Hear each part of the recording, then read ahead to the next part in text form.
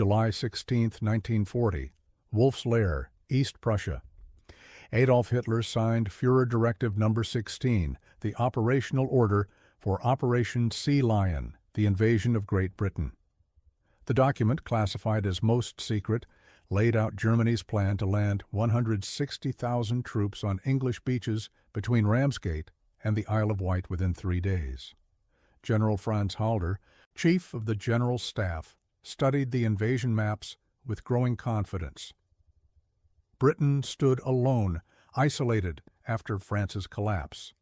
The British Expeditionary Force had abandoned nearly all its heavy equipment at Dunkirk. Intelligence reports suggested the British Army could field perhaps 6 fully equipped divisions across the entire island. "They have nothing left," Halder told his staff. "We counted the equipment abandoned at Dunkirk. Over 2,000 guns, 60,000 vehicles, nearly all their tanks. The British Army is essentially unarmed. When we land, we will face Home Guard volunteers with hunting rifles." What Halder and the entire German High Command failed to grasp was that, while they had been counting abandoned equipment on French beaches, Britain's factories had already begun the greatest industrial mobilization in the nation's history.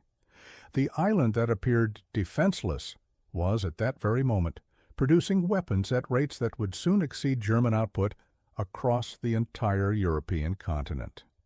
The mathematics of British survival were being written not in military plans, but in factory production schedules that would transform fishermen, clerks, and housewives into the world's most heavily armed civilian population. Within 12 months, Britain would manufacture more rifles than Germany, more machine guns than Italy, and more fighter aircraft than the entire Axis combined. The German invasion plan assumed weakness. British factories were proving them catastrophically wrong. The Dunkirk disaster and the Naked Army. The evacuation of Dunkirk between May 26 and June 4, 1940, saved 338,000 British and French soldiers. But the equipment left behind represented Britain's entire modern arsenal.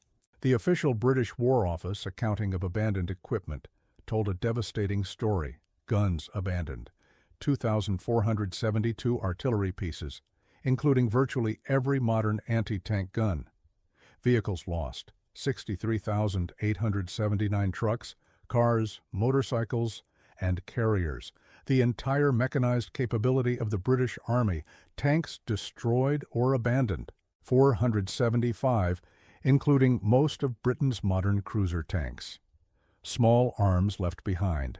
Approximately 90,000 rifles. Ammunition, 7,000 tons. The British Expeditionary Force had essentially fought its way to the beaches, then walked home carrying only personal weapons.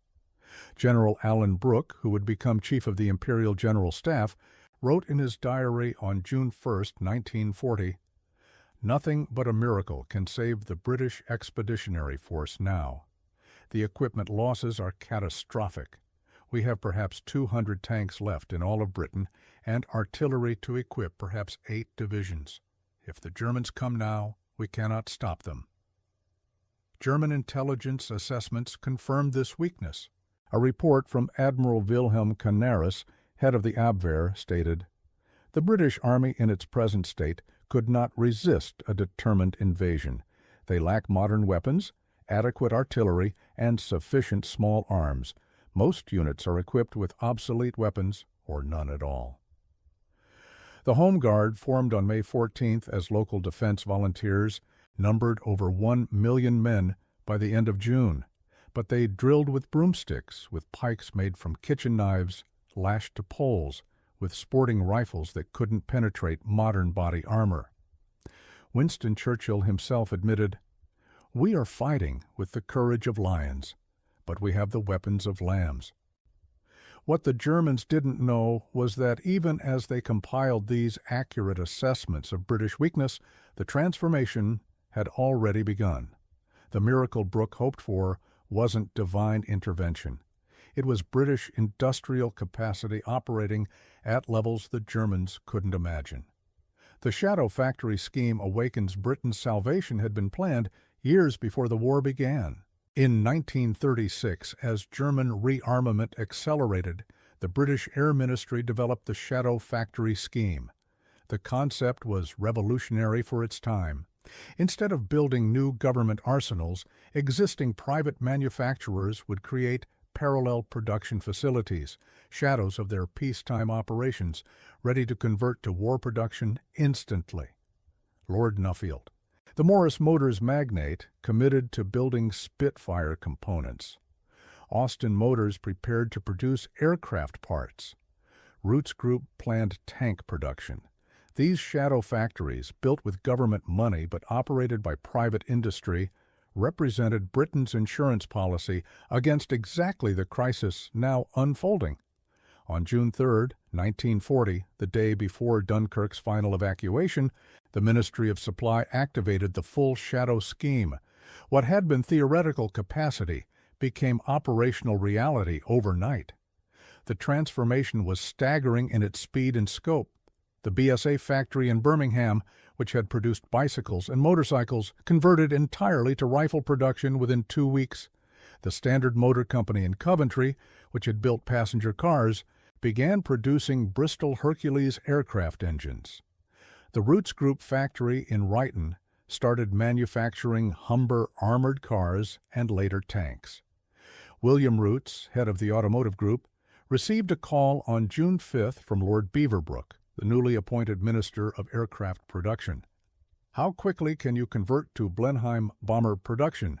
Beaverbrook demanded. "Give me 3 weeks," Roots replied. "I'll give you 10 days," Beaverbrook countered. Roots did it in 8. This wasn't just about aircraft. Every factory capable of precision work received orders. Hoover, the vacuum cleaner manufacturer, began producing shell casings and bomb components. The Stratford factory that made pencils converted to fuse production.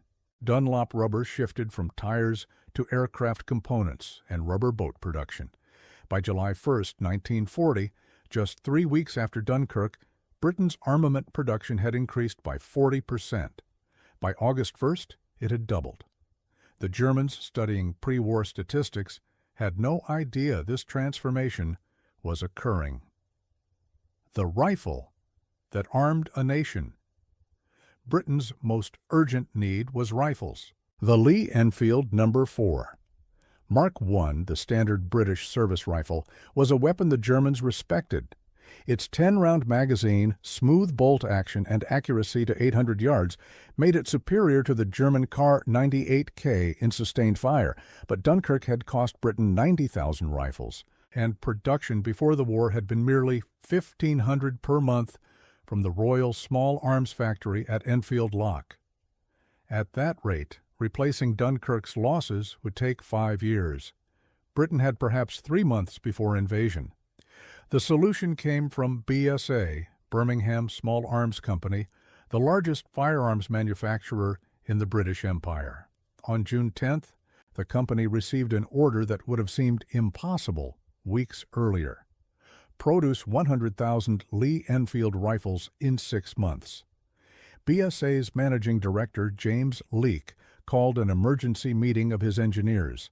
They broke the rifle into sub-assemblies, identifying which components could be manufactured on automotive equipment.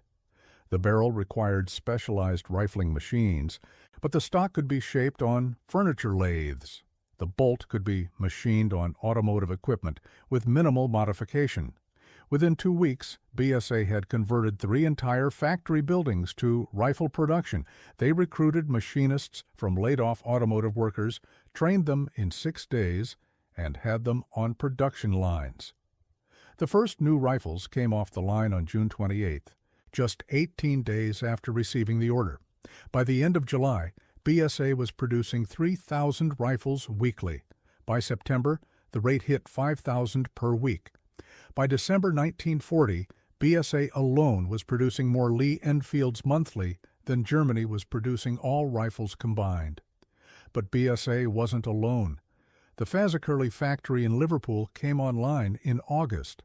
The Maltby factory in Yorkshire started production in September. Savage Arms in the United States, under Lend-Lease, began producing Lee-Enfields to British specifications in October. By the end of 1940, British rifle production exceeded 30,000 per month. In 1941, it would reach 45,000 monthly.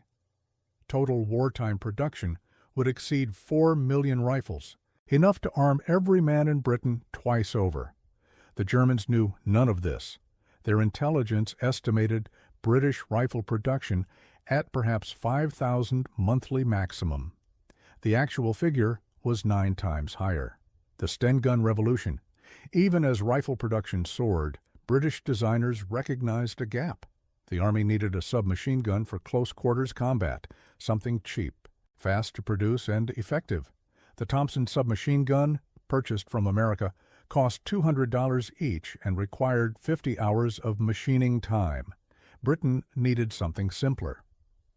In January 1941, Major Reginald Shepard and Harold Turpin, working at the Royal Small Arms Factory, designed a weapon that would become infamous for its crudeness and famous for its effectiveness. The Sten gun, named from the first letters of their surnames, plus Enfield. The Sten Mark II cost just £2.15 to produce, roughly $10. It required 5 hours of machining time using basic tools. It could be manufactured in any workshop with a metal lathe and welding equipment. The design was deliberately simplified to the point of appearing primitive.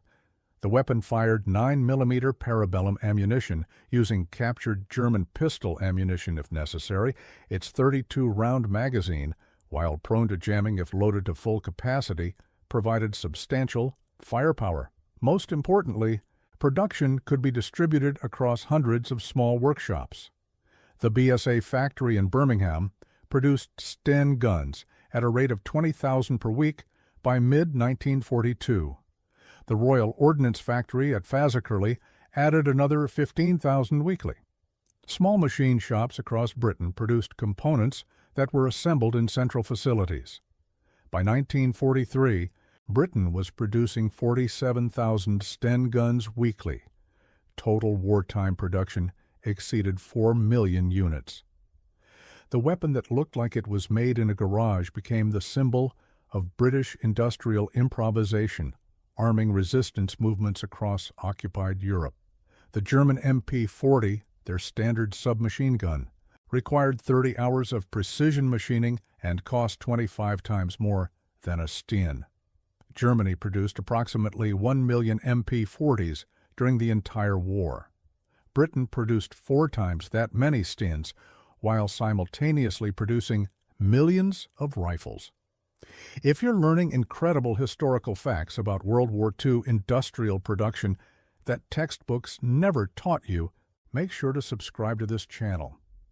We dive deep into the hidden stories of how wars were really won, not just on battlefields, but in factories and production lines. Hit that subscribe button and turn on notifications so you never miss these amazing stories of human ingenuity and determination. The Spitfire production miracle. Nothing symbolized British resistance more than the Supermarine Spitfire. The graceful fighter with its elliptical wings was also a nightmare to manufacture.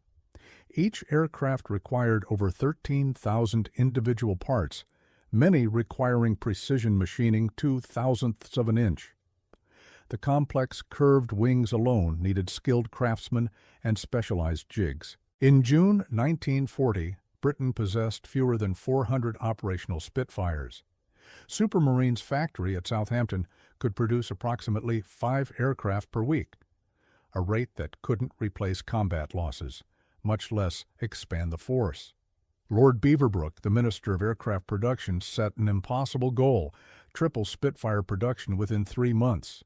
The solution required revolutionary changes to British aircraft manufacturing. Supermarine's chief designer, Reginald Mitchell, had designed the Spitfire as a bespoke fighter, each aircraft essentially hand-built. Beaverbrook needed mass production on automotive scales. The Air Ministry broke Spitfire production into modules. Castle Bromwich, a massive factory built by the Austin Motor Company under the Shadow Scheme, would produce fuselages and final assembly. Westland Aircraft would build wings. Rolls-Royce would increase Merlin engine production, at their Derby and Crewe facilities. Subcontractors across Britain produce smaller components. The Spitfire's landing gear came from Electro-Hydraulics in Birmingham, the gun sights from Barr and Stroud in Glasgow, instruments from Smiths in London, propellers from Rotall in Gloucestershire. This distributed production meant bombing a single facility couldn't stop production. Castle Bromwich faced catastrophic startup problems. Built to produce 1,000 Spitfires monthly, the factory produced exactly 0 aircraft in its first 3 months of operation. Workers with no aircraft experience struggled with tolerances measured in thousandths of an inch. Quality control rejected fuselages wholesale. Lord Nuffield, who managed the facility, faced dismissal. In June 1940, Beaverbrook sent Vickers Armstrong's production team to Castle Bromwich with unlimited authority to fix the problems. They reorganized the entire facility, installed new jigs, implemented automotive-style assembly lines, and trained workers using a revolutionary technique. Build one perfect aircraft, then replicate the process exactly. The first Castle Bromwich Spitfire emerged in July. By August, the factory produced 10 aircraft weekly. By September, 30 weekly. By December, 120 aircraft per month. By mid-1941, Castle Bromwich alone was producing more Spitfires monthly than the entire German fighter production. Total Spitfire production tells the story of British determination. June 1940, 23 aircraft produced. December 1940, 154 aircraft. June 1941, 350 aircraft. December 1941, 420 aircraft. By 1944, Britain was producing over 500 Spitfires monthly, while simultaneously producing hundreds of Hurricanes, Lancasters, and other types. Total wartime Spitfire production exceeded 20,364 aircraft.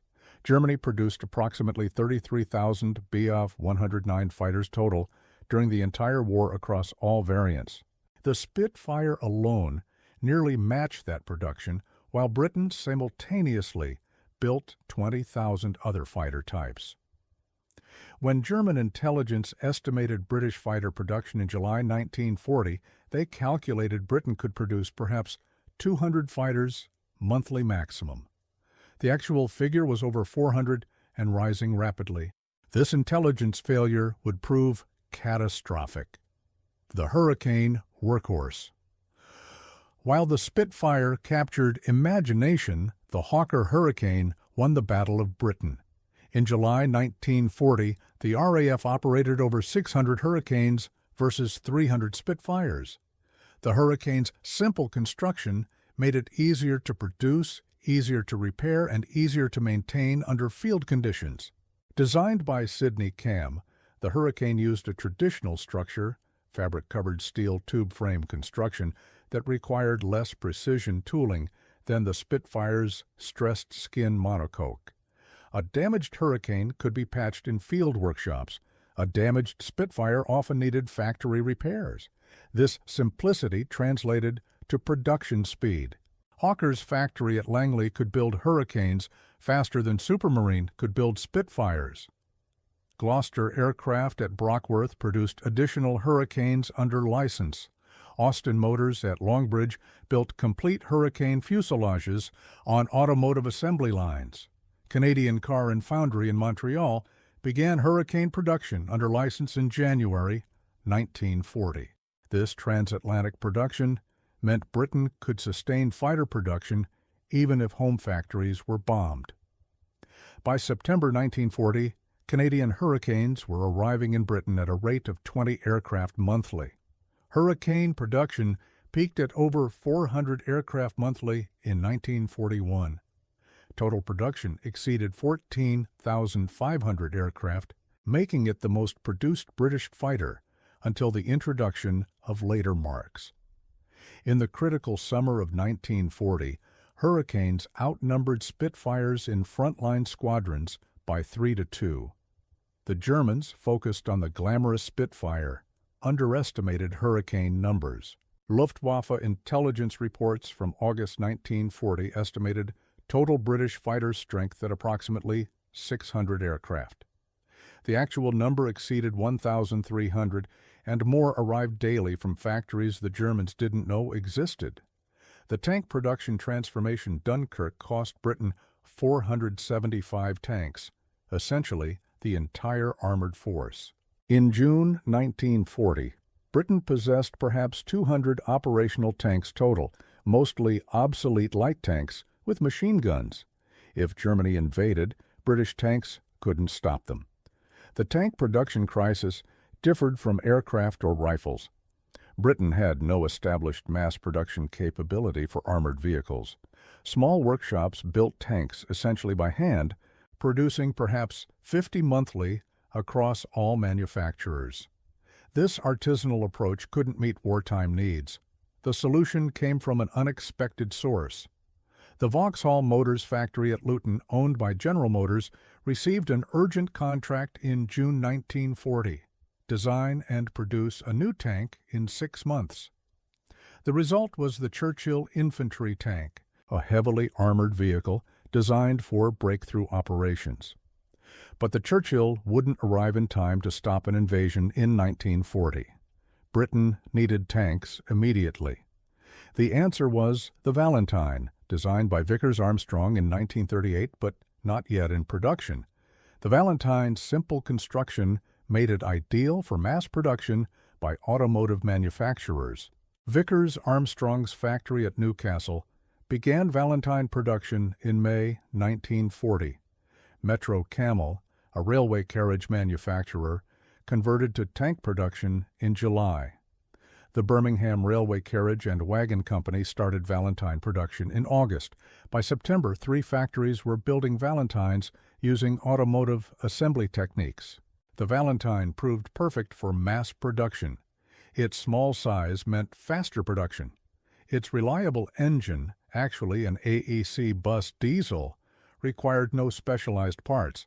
Its simple riveted construction could be done by automotive workers. Production accelerated rapidly. By the end of 1940, Britain was producing 120 tanks monthly. By mid-1941, over 200 monthly. Total Valentine production exceeded 8,190 tanks, making it Britain's most produced tank design. Many went to Soviet Russia under Lend-Lease, where they earned high praise for reliability. The Matilda II infantry tank entered mass production at the Vulcan foundry in Warrington. This heavily armored vehicle could defeat any German tank gun in 1940. Production reached 80 tanks monthly by year's end. The Crusader cruiser tank, built by Lee-Enfield Mechanization at Birmingham, added another 100 tanks monthly by 1941. By 1942, British tank production exceeded 1,000 monthly, surpassing German production. The transformation from artisanal production to mass manufacturing had succeeded. The factories the Germans assumed incapable of mass tank production were outbuilding Krupps and Daimler-Benz combined. Artillery and heavy weapons. Dunkirk's loss of 2,472 artillery pieces left Britain's army virtually without fire support. The standard 25-pounder gun howitzer, an excellent weapon respected by all sides, had been abandoned across France. Replacing this loss seemed impossible. The Royal Ordnance factories at Woolwich and Nottingham had produced perhaps 30 artillery pieces monthly before the war. At that rate, replacing Dunkirk's losses would take nearly 7 years. The Germans expected Britain's artillery arm to remain crippled for years. What they didn't anticipate was British engineering ingenuity under pressure. The 25-pounder design was simplified for mass production. Non-critical tolerances were relaxed. Components were redesigned for manufacturing on automotive equipment. Assembly was reorganized along production line principles. Vickers Armstrong at Barrow converted naval gun production facilities to field artillery. The Royal Ordnance factory at Nottingham tripled in size. Beardmore Engineering in Glasgow began producing gun carriages on shipbuilding equipment. By December 1940, production reached 120 guns monthly. The 6-pounder anti-tank gun, desperately needed after encountering German armor in France, entered production at the Royal Ordnance Factory at Woolwich in November 1941. Production ramped to over 300 monthly by mid-1942. This gun could defeat any German tank until the Tiger appeared in late 1942. Anti-aircraft gun production proved equally impressive.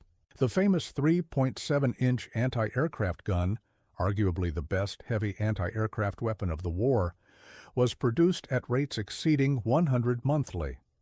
The 40mm Bofors gun, license-produced in Britain, reached production of over 300 guns monthly by 1942. By 1943, British artillery production exceeded all German artillery production combined. The army that had lost everything at Dunkirk now possessed more guns than it could man. Artillery pieces were exported to Soviet Russia, Commonwealth forces, and eventually to equip reconstituted French divisions. The production numbers that changed history. By December 1940, 6 months after Dunkirk, British factories had achieved production rates that invalidated every German assumption about British weakness. The numbers told an irrefutable story.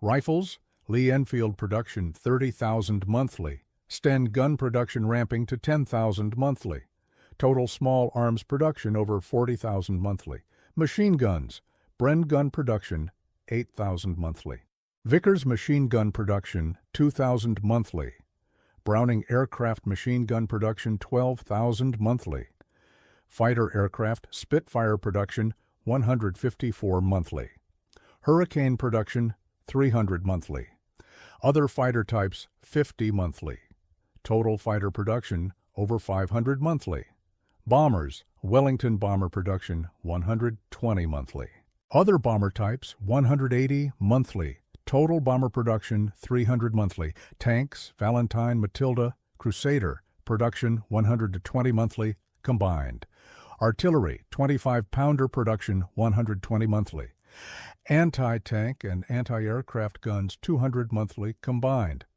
ammunition, small arms ammunition 400 million rounds monthly, artillery shells 1.5 million monthly. These production rates in December 1940 represented just the beginning. Each month brought increased output as more shadow factories came online, as workers gained experience, as production techniques improved. By mid-1941, every category had doubled. By 1942, most had tripled. The German High Command based their invasion planning on estimated British production rates derived from 1939 peacetime figures. They calculated Britain could produce perhaps 200 fighter aircraft monthly, 15,000 rifles monthly, 50 tanks monthly. Every estimate was wrong by factors of 2 to 5 times. This intelligence failure stemmed from fundamental misunderstanding of British industrial capacity. The Germans knew British peacetime production. They didn't grasp that British industry could transition to wartime production faster and more completely than any economy in history, except possibly America's. The Home Guard armed the formation of the local defense volunteers, renamed Home Guard in July 1940, created an immediate demand for weapons. Over 1 million men enlisted within weeks, but Britain had no weapons for them. Initially, they drilled with pikes, with shotguns, with improvised weapons that would be useless against German tanks and infantry. Churchill recognized this couldn't continue. The Home Guard needed real weapons to have any chance against invasion. In July 1940, he approved a radical solution. Arm the Home Guard with American rifles purchased under cash and carry provisions of neutrality law. The United States released 800,000 P-17 Enfield rifles from Great War stocks. These 30-06 caliber rifles were obsolete by American standards, but perfectly serviceable for home defense. They arrived in Britain beginning in July 1940, distributed to Home Guard units within weeks. Simultaneously, Britain purchased 300,000 P-14 rifles. essentially the British Enfield design in 30-06 caliber. These weapons, also Great War surplus, armed additional Home Guard battalions. By September 1940, approximately half the Home Guard had American rifles. The remaining Home Guard units received Lee-Enfield rifles as new production came online. By December 1940, virtually every Home Guard member had a modern rifle. Many units also received Sten guns as production accelerated in 1941. The Home Guard that had drilled with broomsticks in May was a genuine military force by autumn. Beyond rifles, the Home Guard received anti-tank weapons. The Northover projector, a crude black powder mortar firing Molotov cocktails, armed units by August. The Smith gun, a simple breech-loading artillery piece, reached units in September. The Piat anti-tank projector, introduced in 1942, gave Home Guard units weapon that could destroy any German tank. The Germans never grasped that Britain had essentially armed two complete armies. The regular forces received new British production. The Home Guard received American weapons and simplified British weapons. German intelligence estimated perhaps 500,000 armed Home Guard. The actual number exceeded 1.5 million by early 1941. Operation Sea Lion intelligence failures. The German invasion plan, Operation Sea Lion, revealed itself through captured documents after the war as based on catastrophically flawed intelligence. The operational orders assumed British weakness that didn't exist by the time invasion could be launched. The initial invasion plan, drafted in July 1940, assumed British forces could field approximately 6 fully equipped divisions with minimal artillery, few tanks, and inadequate anti-aircraft defenses. The plan calculated German forces would face light resistance on the beaches, then essentially unopposed advance to London. Reality by September 1940, when invasion was tentatively scheduled, told a different story. Britain had mobilized over 30 divisions, admittedly some not fully equipped, but all armed and capable of defense. The Home Guard added another 1 million armed men in prepared defensive positions. Artillery that had been scarce in June now equipped every division plus reserves. The Luftwaffe's intelligence arm provided equally flawed assessments. They estimated RAF Fighter Command possessed approximately 400 serviceable fighters in August 1940. The actual number exceeded 700, and production was replacing losses faster than Germany could inflict them. Most critically, German intelligence completely missed Britain's production surge. They continued using pre-war production estimates through autumn 1940. Even when Luftwaffe pilots reported encountering unexpectedly high numbers of British fighters, intelligence dismissed these as exaggerations under combat stress. Admiral Canaris, the Abwehr chief, sent increasingly worried reports about British rearmament starting in August 1940. His agents in neutral countries reported massive British orders for American weapons, described convoys arriving with war material, noted Britain's factories operating continuous shifts. These reports were dismissed as British propaganda designed to discourage invasion. The truth emerged only after the war, when Allied investigators examined captured German documents. German intelligence had estimated total British rifle production at 5,000 monthly in late 1940. Actual production exceeded 30,000 monthly. They estimated tank production at 50 monthly. Actual production approached 150 monthly. This intelligence failure meant Operation Sea Lion's entire foundation was flawed. The invasion plan assumed overwhelming German superiority against a disarmed Britain.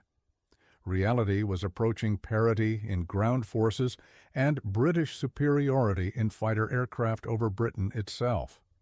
If this deep dive into World War II industrial warfare is fascinating you absolutely need to subscribe to this channel. We're bringing you the untold stories of how production lines, factory workers, and industrial capacity determine the outcome of history's greatest conflict. These aren't the stories in standard history books. This is the real story of how wars are won. Subscribe now and join thousands of history enthusiasts discovering the truth about World War II. The Battle of Britain's True Stakes. The Battle of Britain, fought between July and October 1940, determined whether Operation Sea Lion remained viable. The Luftwaffe needed to achieve air superiority over the Channel and invasion beaches to protect the landing forces. Failure meant invasion became suicidal.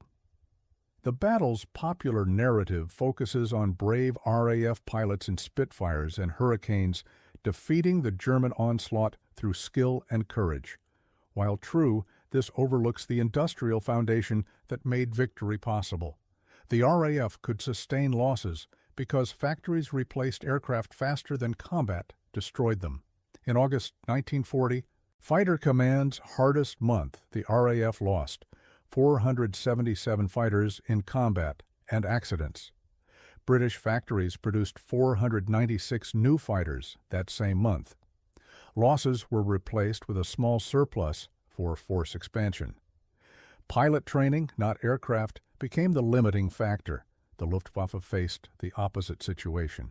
German fighter production in August 1940 totaled 164 Bf, 109s and 53 Bf 110s, 217 fighters total. Combat losses exceeded 200 fighters. Germany was losing fighters faster than production could replace them. This production differential meant the battle's outcome was mathematically predetermined. The RAF could sustain indefinite losses at August levels. The Luftwaffe could not. Every week prolonged the battle, British numerical superiority increased. Lord Beaverbrook's ruthless focus on fighter production created this advantage. He stripped bombers of engines to install in fighters. He cannibalized damaged aircraft for parts. He pushed factories to production rates that caused mechanical failures and quality problems. But he kept fighters flowing to squadrons faster than Germany could shoot them down. By September, when the Luftwaffe switched to bombing London, they had already lost the battle. Their fighter force had been ground down by attrition they couldn't afford. RAF Fighter Command, bloodied but intact, had actually increased in strength from June. The battle's end in October 1940 meant Operation Sea Lion died permanently. Hitler postponed the invasion indefinitely on September 17th, though planning continued through 1941. Without air superiority, invasion was impossible. The Luftwaffe could not achieve air superiority because British factories produced fighters faster than German pilots could destroy them. Naval arithmetic of invasion. Even if the Luftwaffe had achieved air superiority, Operation Sea Lion faced insurmountable naval obstacles that German planners never solved. The Royal Navy's home fleet possessed resources Germany couldn't match or counter. Britain's naval superiority in home waters was overwhelming. The home fleet included 7 battleships, 18 cruisers, over 100 destroyers, and dozens of smaller vessels. These forces could annihilate any invasion fleet attempting the Channel crossing. Germany's Kriegsmarine possessed no capital ships capable of challenging British battleships in the Channel. The battleships Bismarck and Tirpitz wouldn't be ready until 1941. The battle cruisers Scharnhorst and Gneisenau were undergoing repairs. Heavy cruisers Admiral Hipper and Blücher were tied down in Norway operations. The invasion plan called for transporting 160,000 troops across the Channel using converted river barges towed by tugboats. These flat-bottomed barges, designed for calm inland waterways, would face Channel conditions in autumn when storms were frequent. Loading would take hours at French ports. The crossing would take 12 to 15 hours in calm conditions. British destroyers could dash across the Channel in 2 hours. They could massacre the invasion fleet before it reached halfway. The German plan assumed Luftwaffe aircraft would protect the barges, but this required continuous air cover for 15 hours over open water. The Luftwaffe had already proven unable to protect even well-defended targets in France. Naval exercises conducted by Germany in summer 1940 revealed horrifying problems. Barges couldn't operate in waves over 3 feet. Soldiers became violently seasick in calm conditions. Loading vehicles and artillery took twice as long as planned. Unloading on open beaches appeared impossible under fire. The Royal Navy planned specific responses. Fast destroyer flotillas would race from Harwich, Portsmouth, and Plymouth to intercept invasion fleets. Submarines would attack from seaward. Motor torpedo boats would harass at night. Coastal artillery would engage barges approaching beaches. The invasion fleet would have been slaughtered. Germany needed to neutralize the Royal Navy to invade successfully. This required either destroying British naval forces, which the Kriegsmarine couldn't accomplish, or achieving such complete air superiority that Luftwaffe bombers could sink British ships faster than they could engage the barges. The Battle of Britain proved this impossible. The British Army rebuilds. While factories produced weapons, the British Army reorganized and retrained for the defense of Britain. The force that had fled France in disorder transformed into a formidable defensive army prepared to make invasion hideously expensive. General Alan Brooke, appointed Commander-in-Chief, Home Forces on July 19, 1940, inherited command of an army short of everything except men. He established a simple priority: prepare defenses in depth, train troops in mobile defense, and build forces capable of counterattacking any invasion beachhead. The British coastline from Scotland to Cornwall bristled with fortifications by September. Pillboxes constructed at crossroads, bridges, and beaches provided mutually supporting fields of fire. Anti-tank ditches barred roads leading inland. Concrete dragon's teeth obstacles blocked suitable tank country. Beaches were mined and covered by artillery pre-planned fire. The stop lines, defensive lines protecting London and major cities, incorporated rivers, canals, and high ground into continuous defensive barriers. The General Headquarters line, running from Somerset to Yorkshire, represented the ultimate defensive line, manned by troops with orders to hold, regardless of cost. British doctrine for defense emphasized mobility. Units would fight delaying actions on the beaches, then withdraw to prepared positions inland. German forces penetrating the crust would face mobile reserves positioned to counterattack at the decisive moment. This defense in depth would bleed the invasion while preserving British forces. Training intensified throughout summer and autumn. Troops practiced beach defense, anti-tank tactics, and coordinated withdrawal. The painful lessons of France were absorbed and corrected. British infantry learned to fight without continuous artillery support, using mobility and initiative instead of firepower. The arrival of American weapons accelerated training. Units equipped with P-17 rifles trained in their use. The first American tanks, light M3 Stuarts, arrived in July 1941. American 75mm field guns supplemented British artillery. By mid-1941, Britain's army was better equipped than before Dunkirk. German intelligence monitoring British preparations noted increasing defensive strength but underestimated its extent. They observed fortifications but didn't grasp the depth of defensive planning. They noted troop movements but didn't recognize the mobile reserve strategy. Most critically, they never understood that British will to resist had hardened, not weakened, after Dunkirk. The decision not to invade Hitler's decision to postpone Operation Sea Lion indefinitely on September 17, 1940, officially ended invasion planning, though preparations continued into 1941. The decision stemmed from multiple factors, but British industrial rearmament played a crucial role. The Luftwaffe's failure to achieve air superiority was decisive. Without control of British skies, invasion forces would be massacred. But underlying this failure was Britain's fighter production advantage. German intelligence briefings in September acknowledged the RAF had more fighters than in July. This should have been impossible given combat losses. Naval concerns reinforced Hitler's reluctance. Kriegsmarine leadership was unanimous that invasion without eliminating the Royal Navy was suicide. Grand Admiral Erich Raeder told Hitler directly that the Navy could not protect the invasion fleet against British destroyers. The Luftwaffe couldn't guarantee suppressing British naval forces. But perhaps most influential was growing recognition that Britain was rearming faster than Germany could attack. Each week's delay strengthened British defenses more than German preparations. Intelligence reports, though still underestimating British production, acknowledged Britain's army was growing stronger, not weaker. Field Marshal Gerd von Rundstedt, designated to command invasion forces, expressed increasing doubts about success prospects. In a September briefing, he noted British fortifications were extensive and improving daily.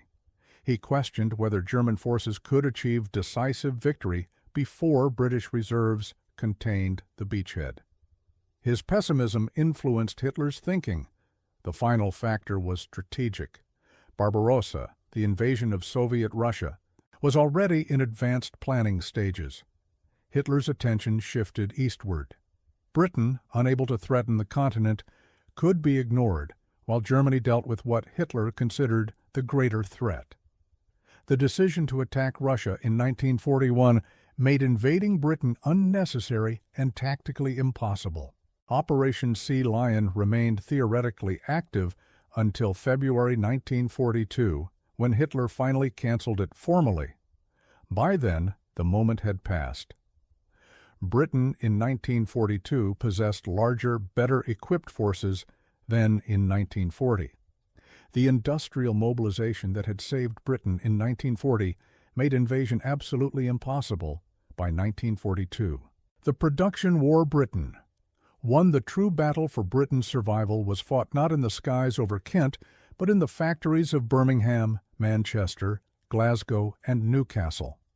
The war of production, invisible to most observers at the time, determined the visible war's outcome. British industrial mobilization between June and December 1940 represented one of history's most remarkable achievements. From a position of near total equipment loss, Britain rebuilt its military capability to levels exceeding pre-war strength within 6 months. This wasn't accident, but deliberate industrial policy executed with ruthless efficiency. Several factors enabled this achievement. The Shadow Factory scheme, planned years in advance, provided production capacity ready to activate.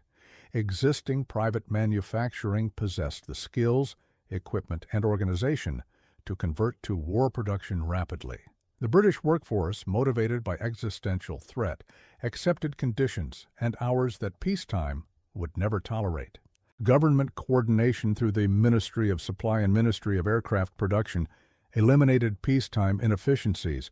Lord Beaverbrook's dictatorial control of aircraft production, while creating conflicts with other ministries, produced results. His willingness to sacrifice everything for fighter production in summer 1940 saved Britain. American assistance, though Britain paid cash until Lend-Lease began in March 1941, provided critical supplements. The 800,000 American rifles armed the Home Guard. American machine tools equipped British factories. American raw materials fed British industry. Most importantly, British industry innovated under pressure. The distributed production model that prevented any single bombing raid from crippling production proved remarkably resilient. When Supermarine's Southampton factory was bombed in September 1940, Spitfire production barely declined because most components came from dispersed subcontractors. The transformation's speed shocked German observers after the war. When interrogators showed captured German generals' British production figures, most refused to believe them initially. The numbers seemed impossible given the situation in June 1940. Only when shown factory records and unit equipment tables did they accept the truth. General Halder, who had confidently planned invasion in July, admitted in post-war interrogation that German intelligence had completely failed to appreciate British industrial capacity. We counted rifles abandoned at Dunkirk and assumed Britain couldn't replace them for years. We didn't know their factories could produce in months what we thought would take years. Lessons and legacy. Britain's industrial mobilization of 1940 provided lessons that influenced the remainder of the war and post-war planning.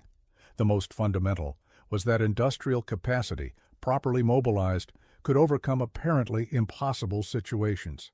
The shadow factory scheme became a model for American mobilization. When the United States entered the war, American planners studied Britain's distributed production model. The American automotive industry's conversion to war production followed principles proven in Britain. Ford's Willow Run bomber plant applied lessons learned at Castle Bromwich. The principle of civilian industrial conversion to military production, controversial before the war, became standard practice. Total war required total economic mobilization. Every factory, every skilled worker, every machine tool became a military asset. Britain demonstrated this mobilization could occur faster than enemy planning cycles. The integration of women into industrial workforce, forced by necessity in Britain, proved their capability in roles previously considered male-exclusive. The women who built Spitfires and Lee-Enfields demonstrated that wartime necessity could overcome peacetime prejudices.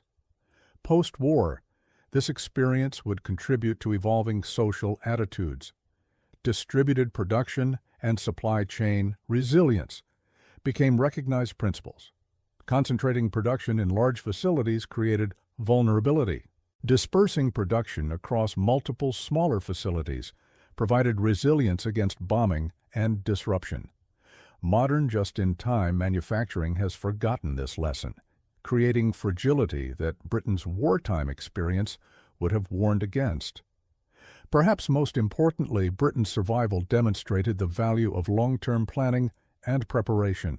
The shadow factories that saved Britain in 1940 were planned in 1936. The investment in preparation, which seemed wasteful in peacetime, provided insurance against catastrophe. Nations that plan only for peace will be unprepared for war. The human cost and sacrifice behind the production statistics lay human stories of extraordinary effort and sacrifice. The workers who produced the weapons that saved Britain worked under conditions that deserve recognition. Factories operated continuously, 3 shifts covering 24 hours. Workers routinely worked 12-hour shifts, 6 days weekly. In emergencies, which were frequent in summer 1940, workers stayed at their benches for 18 or even 24 hours straight. Women recruited to replace men called to military service often worked while managing households alone.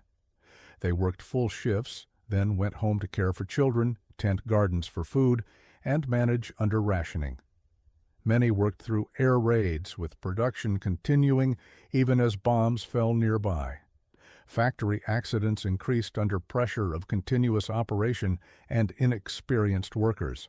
Workers were killed or injured in industrial accidents at rates exceeding combat casualties in some months. These deaths were rarely recorded or commemorated, but were as much war casualties as any soldier's death. Pay was modest despite the hours and conditions. Skilled machinists earned perhaps £4 weekly. Women doing identical work earned less, typically £3 weekly. The motivation was patriotic duty, not financial reward. Workers understood their labor was as important as soldiers' service. The bombing of factories created particular horror. When the Supermarine factory at Southampton was bombed in September 1940, over 100 workers died at their benches. The Castle Bromwich factory near Birmingham was bombed repeatedly through autumn 1940. Workers returned after each raid to repair damage and resume production. Historian estimates suggest industrial workers produced each rifle, each aircraft, each tank at a human cost rarely calculated. The Lee-Enfield that armed a soldier represented 12 hours of human labor. The Spitfire that shot down a German bomber represented 25,000 hours of human labor. The freedom Britain preserved was purchased not just with pilots' lives, but with factory workers' sacrifice. The alternative history.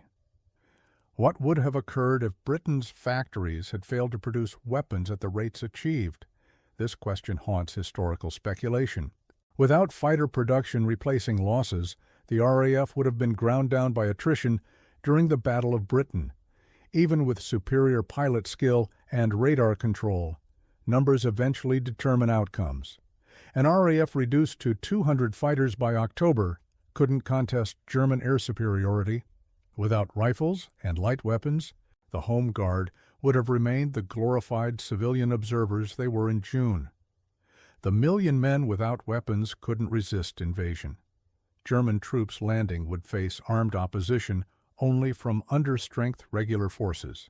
Without artillery, anti-tank guns, and tanks, British forces couldn't conduct mobile defense. They would be pinned in static positions, bypassed and destroyed piecemeal. The German army that had conquered France in 6 weeks would have found Britain only slightly more difficult. The mathematics of invasion were always difficult for Germany. But against a Britain that remained as weak in September as it was in June, invasion became plausible. The Channel represented formidable barrier, but not impassable if Britain couldn't defend its beaches. Most historians believe even a disarmed Britain would have made invasion extremely costly and possibly defeated it through sheer geography and naval power. But the cost to Britain of even a failed invasion would have been catastrophic. Cities would have been destroyed. Civilian casualties would have numbered hundreds of thousands. Even if Germany was eventually expelled, Britain would have emerged broken. The factories that armed millions between June and December 1940 prevented this alternative history. The weapons they produced deterred invasion, not just by their existence, but by the message they sent. Britain was not defeated, not weak, and growing stronger daily. Conclusion. The invasion that never was, Operation Sea Lion, remains history's most significant invasion that never occurred. The German plan to invade Britain, developed in summer 1940, was postponed in September, maintained in reduced form through 1941, and formally canceled in February 1942. The reasons for its cancellation were multiple. The Luftwaffe failed to achieve air superiority. The Kriegsmarine couldn't protect the invasion fleet.